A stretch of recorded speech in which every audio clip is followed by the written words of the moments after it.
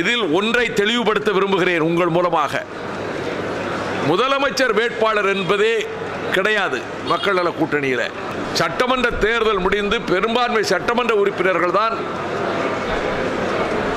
தேர்ந்தெடுக்க வேண்டும் யார் முதல்வர் என்பது. அதுதான் சரியான ஜனநாயக அணுகுமுறை.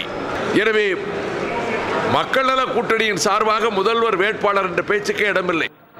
தேசிய முற்போக்கு திராவிட கழக தலைவர் கேப்டன் விஜயகாந்த் அவர்களை தமிழக முதலமைச்சர் வேட்பாளராக முன்னிறுத்தி தமிழக சட்டமன்ற பொதுத் தேர்தலை சந்திப்பதென்றும் அடி சாம்பார் அப்பாயின்மெண்ட் ஆர்டர்